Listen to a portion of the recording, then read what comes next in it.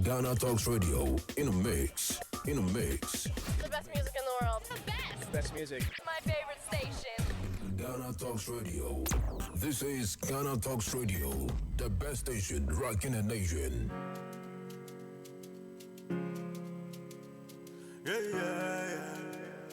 Ecstatic made it. Yeah, nobody feeling the way I'm feeling tonight, yeah. And I have the hope that things will be alright, yeah. So we're feeling irate as we hustle all day long. We are hoping, say that one day things go better. Charlie, oh, Charlie. Yeah, good afternoon. Welcome to Ghana Talks Radio. It's 15 minutes past 2 p.m. right here in Accra, Ghana. We are live on www.ghanatalksradio. It's time for the sports review segment of the Cubicle right here on Ghana Talks Radio with me, Lancer Haruna. When the things go harder. As you know, on every Thursday afternoon, we come here with a review of all the sporting activities within the week, and then we preview all the matches that will come over the weekend. We go smack 'em under. I'm always joined by my senior man, my senior sports analyst, to help me with the discussions. I'll introduce them very, very shortly to give me some insights in the sporting events over the week, and one big match that we are looking forward to on Saturday. So from wherever you are monitoring us, you are welcome to the sports segment on the Cubicle with me, Lancer Haruna. Say if I deliver me with the paper, I want to build house for my mouth. I didn't believe in my hustle, but my Going right into today's discussion. But before that, I just want to give some score lines of some of the matches that took place between Tuesday and yesterday. So on Tuesday, Manchester United beat Charlton Athletic 3-0. This was in the EFL Cup. Also, Newcastle United beat Leicester City by 2-0.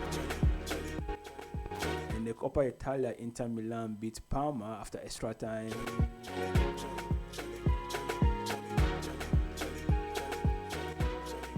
Yesterday, Wolves and Nottingham Forest played. That was also in the EFL Cup, and Nottingham Forest qualified after penalties. And then Southampton, our Mohamed Salisu Southampton beat Manchester City by 2-0. I want this as Islam or what do you call Pep Guardiola just wanted to go out of that particular cup. We discussed with my people and let's see what they'll tell us. Also in League 1, we had Ajaccio losing to Reims 1-0. Toulouse beating Auxerre by 5-0. Aliou Seydou's Clermont Foot beat Rennes by 2-1. And Nantes and Lyon played 0-0. Lorient and Monaco 2-2. Nice beat Montpellier by 6-1. And Lionel Messi is back from the World Cup victory. He joined Paris Saint-Germain to beat Angers by 2-0. Also, Strasbourg and Lens played 2-2. And then Marseille beat Troyes by 2-0. Yesterday we had the Spanish Super Cup ongoing, and then Real Madrid just escaped with a slim victory in the penalties against Villarreal.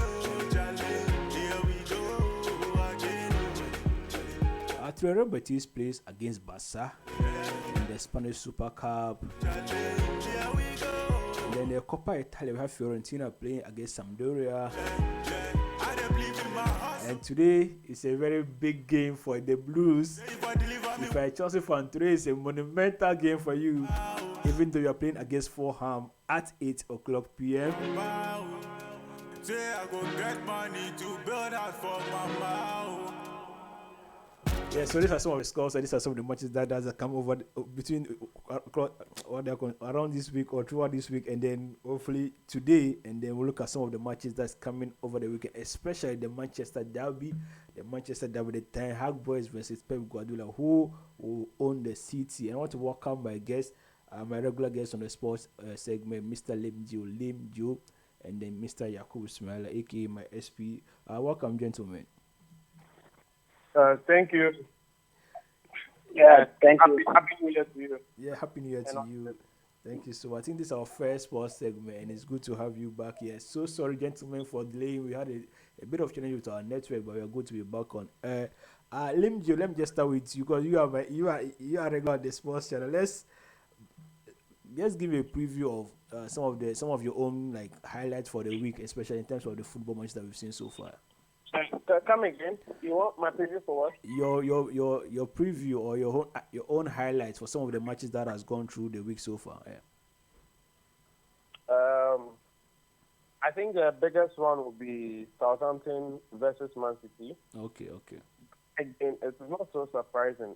It is surprising that yes, Man City will lose to Southampton in the EFL because Man City have all the, like, let's say the world beaters on their side. So you would expect them to beat Southampton.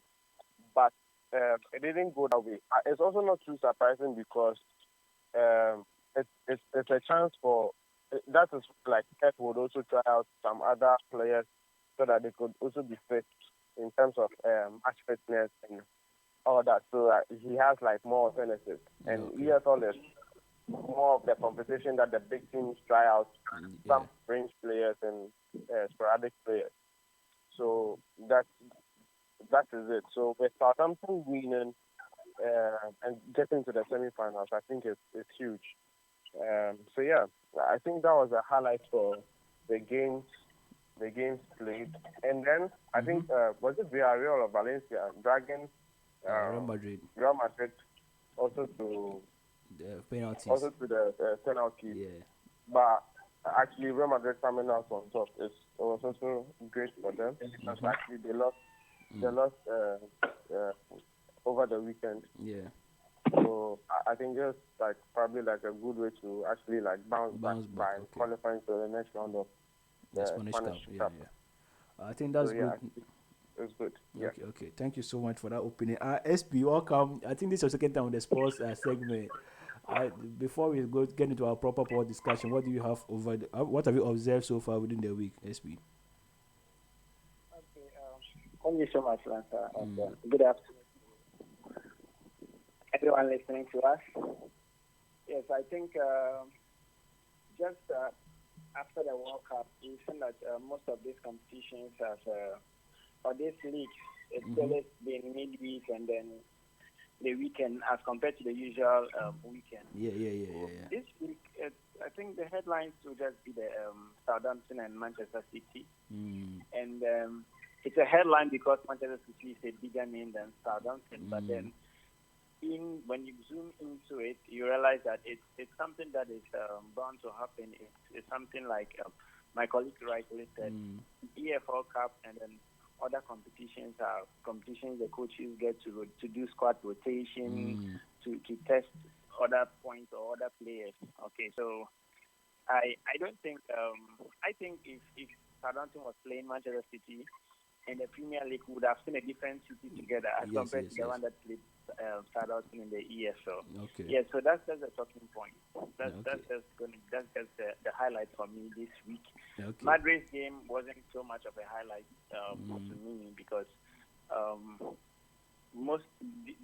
some of these things when it gets critical, like when it gets to competitions other than the league, they put in all their best. And so, especially I think it's always kind of competitive in the Spanish La Liga, the Spanish league, when it gets to the other competitions apart from, what's the name? The La Liga itself. Yeah. Yes.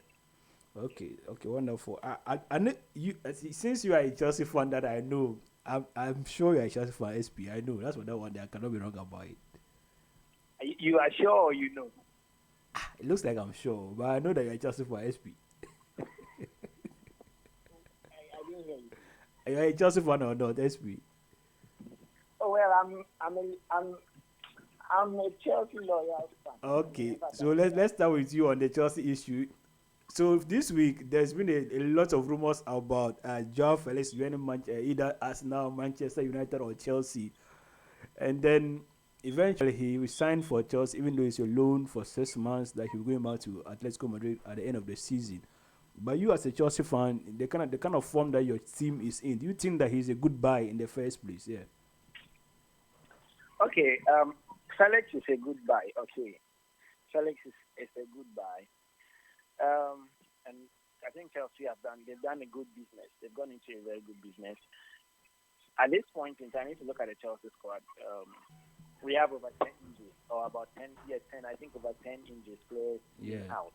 Okay. And that we really need fresh legs, we really need fresh ideas, and we need people to kind of boost the morale of the squad. So bringing in Felix is a good buy.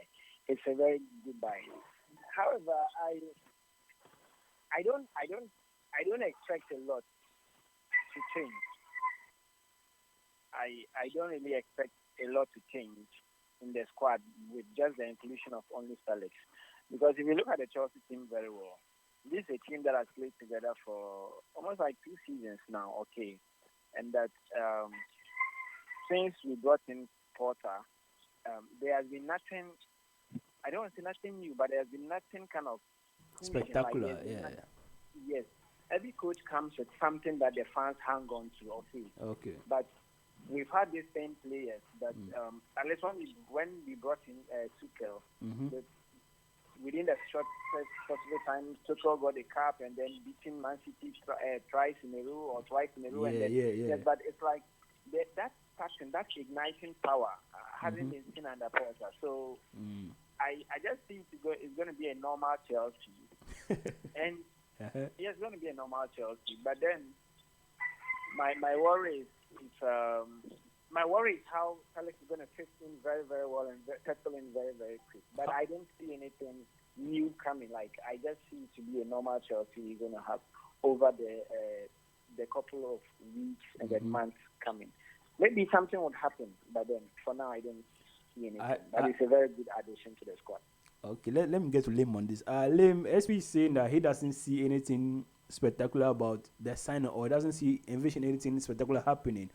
But if you look at the profile of João Felix, can you fit him into the Chelsea team where he'll come in to change something about the whole team spirit and stuff? João Felix has like a very good profile. As a player, when you watch him play, you see that this is kind of like a special kid, and he has so many good attributes for an attacker. Okay.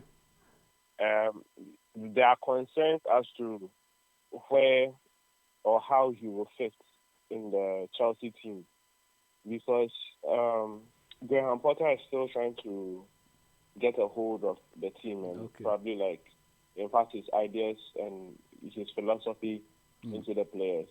We thought, or I thought, after the World Cup break, Chelsea would have been a bit transformed. The break would help them.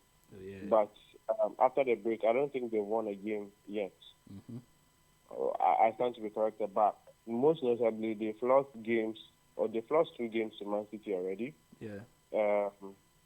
They play against Fulham today. We don't know how that will fare, but most likely I think they will come out on top.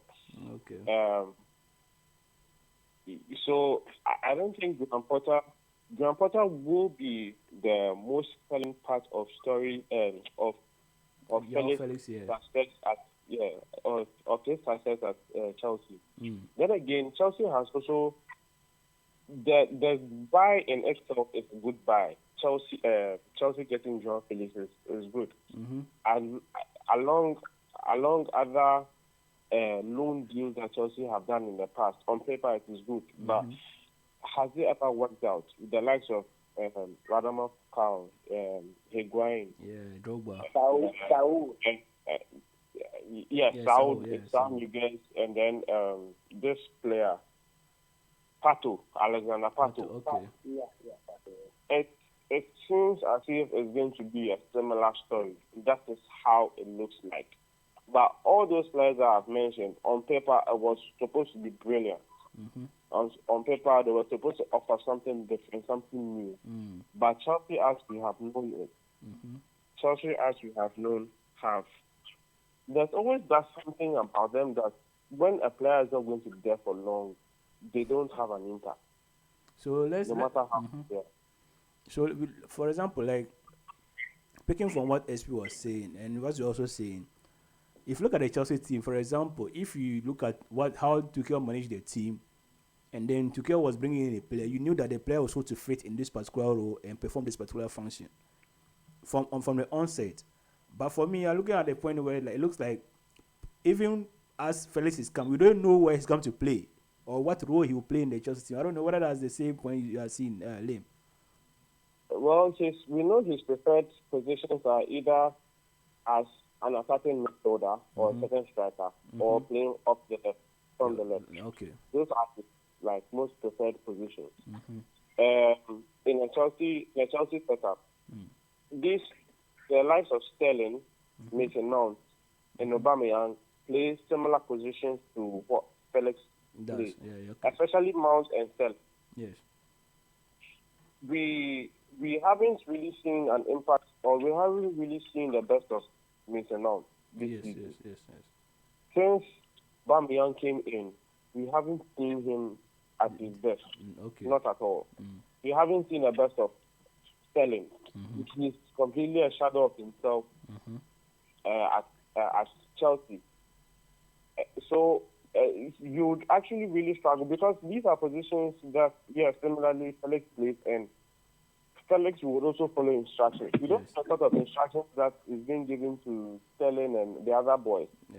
But I believe Felix would also be given similar instructions, and he would also add his own ideas into making things happen. But I don't think it will be far off. Maybe he will score a couple of goals that would be maybe significant. But the total output that you might expect from a player like Felix, I don't think you'll see it at Chelsea. Wow. So let's move on to the next story. Felix comes in actually at a point in time where Chelsea are 10th in the league. They've not won a match in forever. Their team spirit is completely down. There's no direction of the team. When you watch Chelsea play, it looks like RTU. They're just flat. Flat footed. Come on, RTU plays very nice. Yesterday Tower City drew Asante Kota 1-1, so we are good. That one, there's good results for us. So they look very flat. And I know they don't play as if the Chelsea that Tuchel was managing. Tuchel's team was so energetic, was so poised, and they didn't fear any opponents. SP, do you think that tonight's game, the Fulham game, is the decider for Graham Potter's job? Or do you think that he's going to lose? I don't know if he loses this game, would he be sacked or not? What do you think about Potter's job? Yeah, you see, when you look at Potter's position and his job, the position he has with the relationship he has with the owner, it's obvious. It's more or less like somebody giving your company to your son to run it. Yes, if he was supposed to be under pressure to be sacked, he would have been sacked long ago. When he took over, after the first week, our first match that we do, he had 2 weeks break. I think 2 or 3 weeks. I think he had 2 weeks, and then the following week, the Queen passed away or something like that. Yeah, so I think I remember. Another week in addition to train. When he got back after 2-3 weeks, he still couldn't get hold of the team. He went for a break, a World Cup break, like a month, right? I think over a month. Yeah, a month, yeah. And then after the World Cup, it's still like that. It looks as if when you watch us, you don't know what exactly Potter wants to push you. I don't know whether I'm the only one. No, but that's hard. If what you don't understand what they're all about. That one there is true. Yes. So this is like you watch Mourinho in his team. You watch Conte in his team, and you know that story. Conte wants to he's just interested in buying defenders and wing backs. He's interested in defenders. Yeah, and a strong striker. What's his name? Tuchel, and then you know that this is what he's doing. You watch Klopp. Even Arteta, yeah. Yes. So you try to get that, okay, this is philosophy, but then it's like Graham Potter hasn't shown that to anyone yet.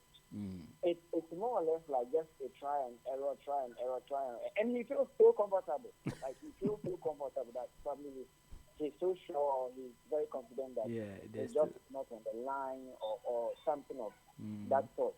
So personally, if he hasn't been sacked, I don't think he's been cautioned. Because I know over the week, I learned he had a meeting with the owners, and they still assured their kind of loyalty to him and that kind of stuff. And so I don't think any coach will be under pressure if the managers or the owners are really looking out for results. But in the case of Chelsea, as we stand now, our owners are not out for results. Our owners are just looking for something like English favor from English FA. Yes, so it's like they just put Porter there to be able to control him, and then that's what I feel. He being an English probably could gain us some kind of favor in the eyes of the English FA. Should I say government or FA? So I don't think he's under pressure. He should have been sacked if it was what's his name? Our former Abramovich. He would have been gone by now. Yeah. But do you think it's an issue of? Do you think it's an issue of capacity that he cannot be coach well, or the players are not responding to him? I don't know. You know, coaches are very good. Okay. I want to use an example of David Moyes' situation. Yeah. When Ferguson was leaving, he was a top-notch coach. Okay, in Everton, and he was doing very well. And they brought him to United, and he couldn't. Sometimes some coaches are not meant for certain high-profile teams. Like, I don't know whether my colleagues at the other side will buy my idea or not, but I think that sometimes the pressure from certain high-profile teams is just so much for certain coaches. Okay, Potter is good, but he's supposed to he's for teams that want long-term project. Chelsea is not a long-term project team. We just want quick results. You get that? Yeah. So So I think that yes, he's good. It's not like he can manage us. He can manage. He can manage us if we want to give him time, like years, to transform things. But if you are looking for results within a season, it's not the coach to be there. Okay. Lemjo, let me come to you for this one. You've followed Potter's tenure at Chelsea so far, and you're looking at his style of play. What do you pick from him in terms of his ability to coach world-class players? And is that what is affecting his job at Chelsea, or will he come good later? Graham Potter looks like the kind who come good in the long run, not in this short time. Okay. Chelsea fans have been accustomed to or have been used to getting results as quickly as possible. Okay. So it doesn't matter who is running the club. It doesn't matter who is manager. All they need is results. So if the manager is producing results, they're happy with the manager. If the manager is not, then they want the manager gone. Okay. Unfortunately, it is a different ownership now. The past, maybe there's this thing. So Sharif said that if it were under Abramovich, he would have been sacked long time. Yeah. I think this is what it is. If it were under Abramovich, first of all, Tuchel will still be in charge. Yes. Tuchel will still be in charge at this point without not inviting a new manager. And let's just say that if it were Abramovich still in charge and he brought in a new manager, just say some few months ago, it's not even up to 5 months. It's not up to 6 months probably. I don't think he will sack him. Okay. But then again, I strongly believe that if it were Abramovich, Tuchel will still be in charge, because we all know that Tuchel wasn't sacked based on performance. Okay. He was sacked just because he didn't have the same ideas as the owner. So the owner felt like, okay, let me look for somebody that will share in my idea. And Tuchel wasn't that person, so that's why he let Tuchel go. If anything happens, then they have to sack Graham Potter now. I think Graham Potter signed about, is it 3 years? Yeah, I think they say 5 years. Is it 5? I think it was a long-term contract. Yeah, 5 years. It was a very long-term contract. So that means if he's sacked now, he has to be paid all those years off. Yes. And it's basically like, you're giving him like 3 months, because he hasn't He hasn't even done up to 6 months But you know, at the Lee, moment. you know what we are looking for right now is that if you look at Arteta, from the beginning we knew Arteta was good, even though he wasn't getting the results consistently as he's now doing. We all know that Pep Guardiola is good, even though Pep Guardiola says he didn't need time to settle at Barca because he had Messi, but we know he's good. Mourinho, when he comes into the team, we know what he's bringing on board. If you look at, especially if you compare Arteta's work and career at Arsenal to Graham Potter, do you think that Graham Potter, is it that he's not good enough or he just needs time? No, so yeah, he just needs time. He's good, but then again, there's the question: the magnitude of Chelsea, because now it's the fans. The fans, yeah. You know, Arteta was really under fire when he was losing games last season, and to refresh your memory, he actually lost his first 4 games in charge of Arsenal last season. You see, so then that brought a lot of heat to him. But then along the season, while the season went on, you could actually see what he was doing right. After those 4 games, I think he won a game, then probably he drew, then he won, and all those things. And then that's when like people are actually seeing what he was doing right. Okay.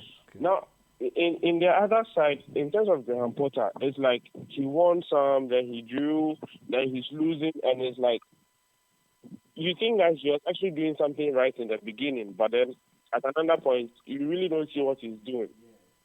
That is how it has become. Okay. But for Arteta, it was more of like, from the beginning, you couldn't really see what he was doing. But then as time went on, then you could actually see what he was doing. But with Graham Potter, it is not so clear.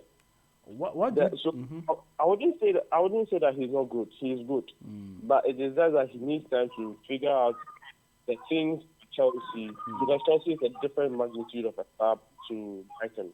It's a different magnitude, so he needs to up his game.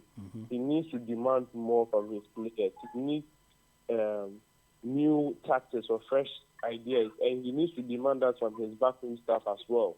Okay. Because in all those things, it just makes him a better person and a better manager, and he'll be better at Chelsea. So at Chelsea, I believe that he'll come good. But at this time, this particular season, no, this season will not put any good for him. This season is his learning season, so he will make a lot of mistakes that supposed to make. Okay, I think that is good. But I wanted us to move on to Manchester derby on Saturday. But before we get there, as SP final, do you think what went wrong? Because if you look at what's his name, Potter, he was beating AC Milan like junior high school student, bro. He was topping his group in Champions League. He was winning. He won 4 games. Was it his first 4 games? So he had a good run of form with Chelsea. What went wrong with him, and what can he do to better his team? Then before we get to the last point of the further discussion.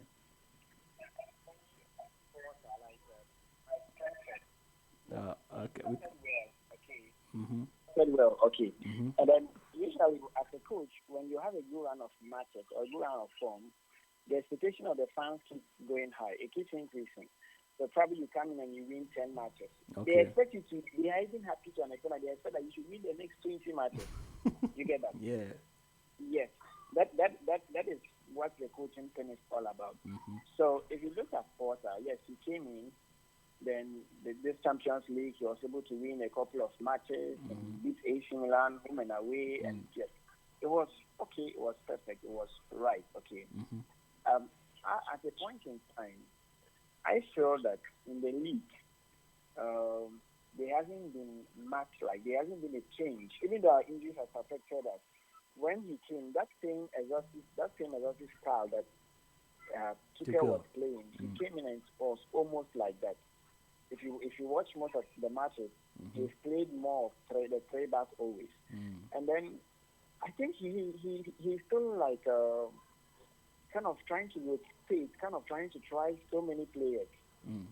You have today Chelsea lines up, and then we have somebody who is playing a left back, playing at wing back. Yeah. The next way the person, it's like he's still trying to get his strongest team. Try, yes. Yeah, for example, if you look at Cucurella like this, you realize that yes, that was a player and somebody he trusts so much. Okay, but coming to meet him at Chelsea, it's like he's somebody he trusts, somebody he believes in his work rate. But anytime he wants to use him, he ends up using him at the wrong place. You get that? Yeah. So, yes, I think basically it's just the trying. He's just trying and trying to get everything intact. But if you look at the Chelsea team itself, psychologically, there is something wrong. Even all the matches we win, our second half has been very poor. Okay. I don't know what he tells the players, but the second half has been very, very poor. We can't win in the first half, and the second half we are so poor. We can even bottle away the lead we had. Okay. So if you look at him, he needs time. Yes, he needs time. If we need him for 5 years, he's gonna come good. Even with me, 2 seasons, I don't think Porter will come good. Oh. Yes, I don't think you. Chelsea fans, they don't like Porter at all. No, it's not like we don't like Porter. Okay? It's not that we don't like Porter. Look, when you look at, we're making reference to Arteta at Arsenal. Okay, Arteta lost 4 matches in a row. Okay, but if you look at the Arsenal team, you could still see that this is what this guy is trying to do. There's a difference between somebody building a team and putting the team together, and you can see the process of building, but then the finishing touches are not coming. Okay. And that you can see, yes, the person can build. You see, wow, the guy's trying to do this. He's using this player. Probably he's trying to. You see that process, and you feel so happy. Okay, but then you are not getting the results as soon. Yeah. But if you look at Graham Potter, I don't see that process of team building. You see, I see he had a little bit of component of Lampard. I mean, they're English, so maybe. You see Lampard likes to explore with a new guy, that kind of thing. Yeah. He also has that kind of, but you still don't see. So me personally, it can also happen that yes, managing the high-profile players is another issue that he's probably battling with. I think this is the first time of managing a kind of a big club like this. Yeah, workout players. Career. So, we need probably 3 seasons for him to come good. Do you have the patience as Chelsea fans? That's the do you have patience as fans of Chelsea? Because you people, 6 months he's not performing. You need 3 years.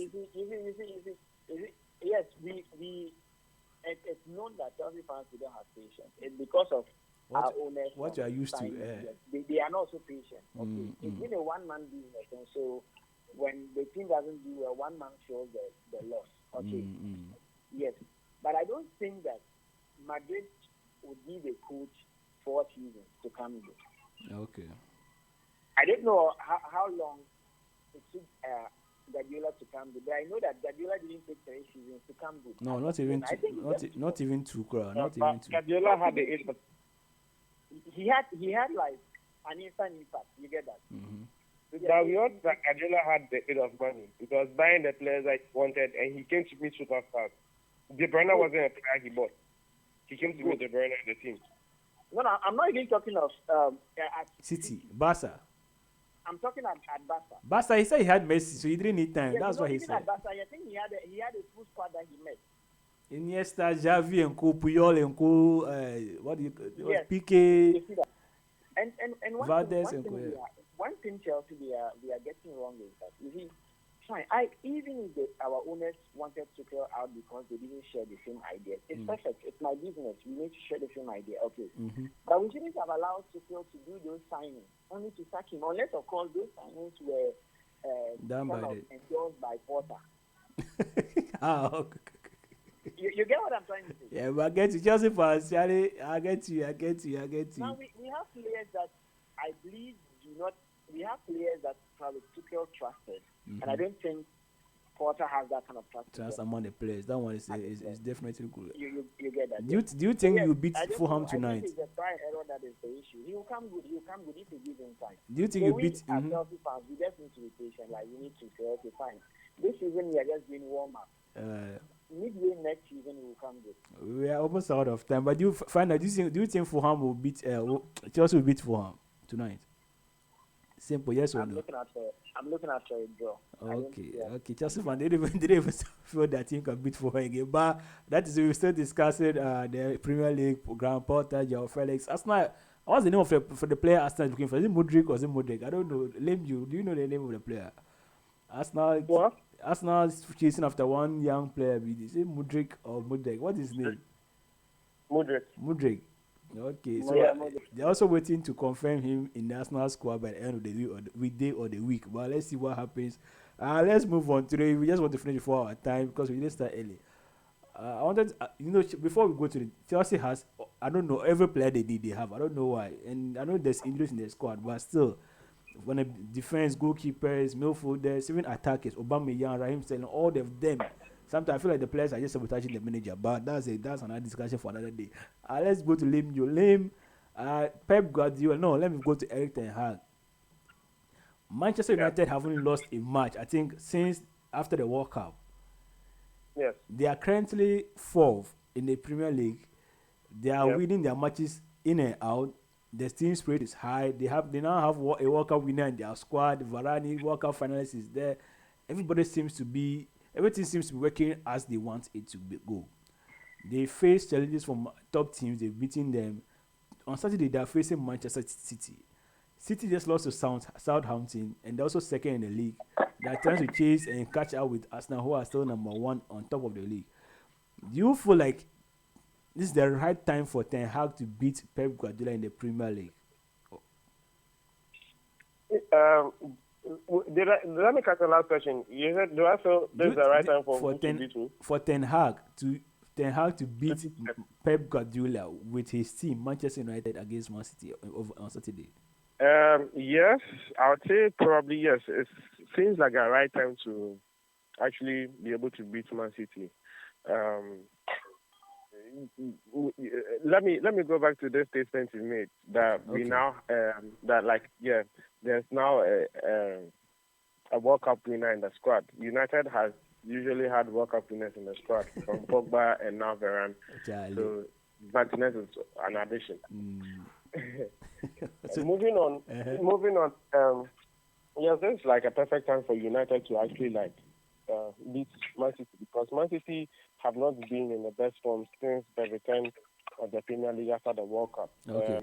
Their best player, one of their best players, Kevin De Bruyne, is not in the best of forms at the moment. So we don't really see much of Erling Haaland goal scoring powers, because the person that usually provides the balls to him is Kevin De Bruyne. And at the moment, it seems like almost every player or almost everything is working well for Man United. Casemiro, Rashford has scored in every game after the World Cup.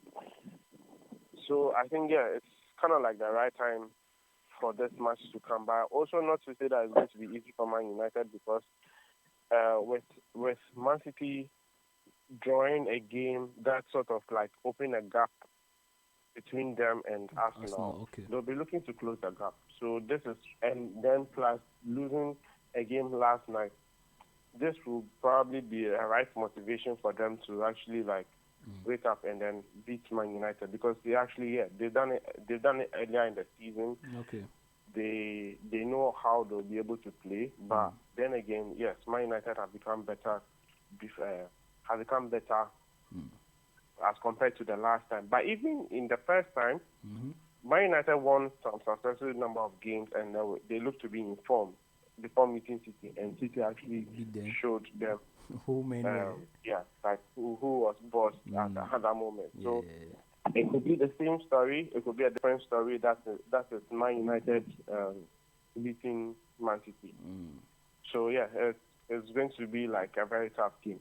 At this moment, what would you say? What would you say is working for Manchester United? The players understand what the coach wants. Everybody's on board, and it seems to be. It seems to me as in he has the right players at the moment for how he wants to play. And he wants to play like a very high offensive football, like a high line, almost all the defenders in the opposition's half.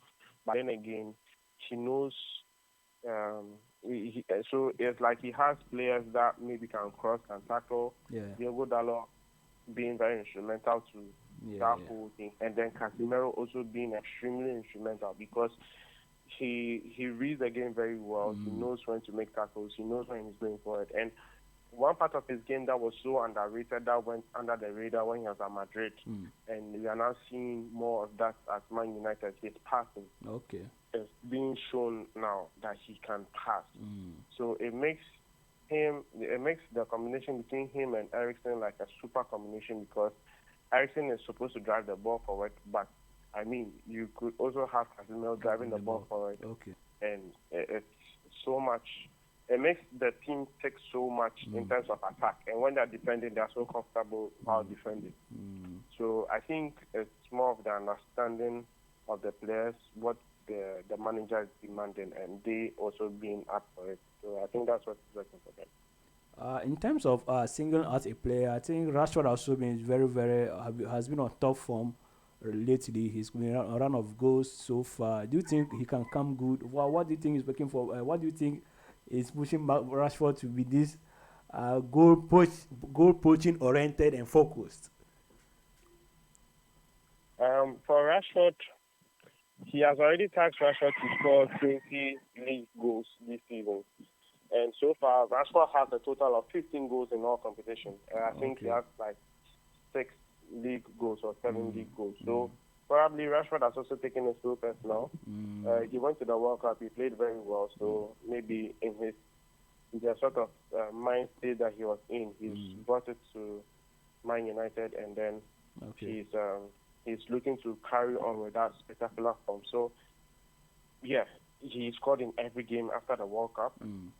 And he'll be looking forward to do it against Man City. And, yeah, he scored against Man City in the past. So I don't think it will be beyond him to actually do that again. So, yeah, I think that's it. It's more like his mental state. He's in the right place mentally, so he's enjoying his football.